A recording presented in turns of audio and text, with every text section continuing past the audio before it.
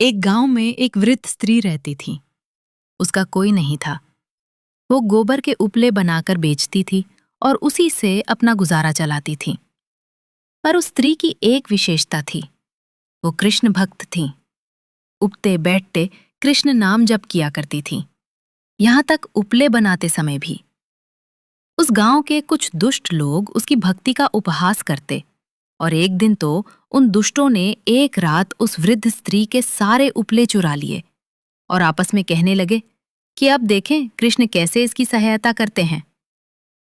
सुबह जब वो उठीं तो देखती है कि सारे उपले किसी ने चुरा लिए।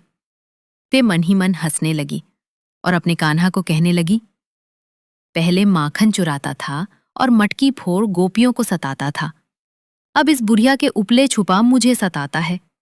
ठीक है, जैसी तेरी इच्छा। ये कह उसने अगले दिन के लिए उपले बनाना आरंभ कर दिए। दोपहर हो चली तो भूख लग गई, पर घर में कुछ खाने को नहीं था। 2 गुड़ की डली थी, अतः एक अपने मुंह में डाल पानी के कुछ घूंट ले लेटने चली गई। भगवान तो भक्त वत्सल होते हैं, अतः अपने भक्त को कष्ट होता देख वे विचलित हो जाते हैं। उनसे उस वृद्ध साधिका के कष्ट सहन नहीं हो पाए। सोचा उसकी सहायता करने से पहले उसकी परीक्षा ले लेता हूं। अतः वे एक साधु का वेश धारण कर उसके घर पहुंच कुछ खाने को मांगने लगे। वृद्ध स्त्री को अपने घर आए एक साधु को देख आनंद तो हुआ, पर घर में कुछ खाने को न था, ये सोच दुख भी हुआ। उसने गुड़ की इकलौती डली बाबा को शीतल जल के साथ खाने को दे दी। बाबा उस स्त्री के त्याग को देख प्रसन्न हो गए और जब वृद्ध स्त्री ने बाबा को अपना सारा वृतांत सुनाया तो बाबा उन्हें सहायता का आश्वासन दे चले गए और गांव के सरपंच के यहाँ पहुंचे। सरपंच से कहा, सुना है इस गांव के बाहर जो वृद्ध स्त्री रहती है उसके उपले किसी ने चुरा लिए। मेरे पास एक सिद्धि है, यदि गांव के सभी लोग अपने उपले ले आएं तो मैं अपनी सिद्धि के बल पर उस वृद्ध स्त्री के सारे उपले अलग कर दूंगा। सरपंच एक भला व्यक्ति था। उसे भी वृद्ध स्त्री के उपले चोरी होने का दुख था, अतः उन्होंने साधु बाबा रूपी कृष्ण की बात तुरंत मान ली और गांव में ढिंडोरा पिटवा दिया कि सब अपने घर के उपले तुरंत गांव की चौपाल पर लाकर रखें। जिन दुष्ट लोगों ने चोरी की थी उन्होंने भी वृद्ध स्त्री के उपले अपने उपलों में मिलाकर उस ढेर में एकत्रित कर दिए। उन्हें लगा कि सब उपले तो एक जैसे होते हैं, अतः साधु बाबा कैसे पहचान पाएंगे।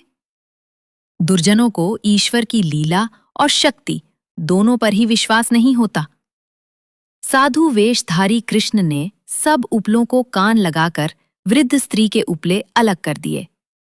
वृद्ध स्त्री अपने उपलों को तुरंत पहचान गई और उसकी प्रसन्नता का तो ठिकाना ही नहीं था। वो अपने उपले उठा साधु बाबा को नमस्कार कर चली गई।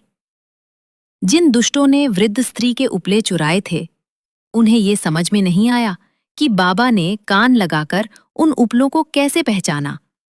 अतः जब बाबा गांव से कुछ दूर निकल आए तो वे दुष्ट बाबा से इसका कारण जानने पहुंचे। बाबा ने सरलता से कहा कि वृद्ध स्त्री सतत ईश्वर का नाम जप करती थी और उसके नाम में इतनी आर्तता थी कि वो उपलों में भी चला गया। कान लगाकर वे ये सुन रहे थे कि किन उपलों से कृष्ण का नाम निकलता है, और जिनसे कृष्ण का नाम निकल रहा था उन्होंने उन्हें अलग कर दिया। ये है नाम जप का परिणाम। अतः हमको व्यवहार के प्रत्येक कृत्य करते समय नाम जप करना चाहिए। इससे हम पर ईश्वर की कृपा होती है व संकट से बचाव होता है। अमृत है हरिनाम हमारा, छोड़ विषय रस पीना क्या। हरिनाम नहीं तो जीना क्या, हरि नाम नहीं तो जीना क्या। सदैव जपते रहिए। हरे कृष्ण कृष्ण कृष्ण हरे हरे, हरे राम राम राम हरे हरे।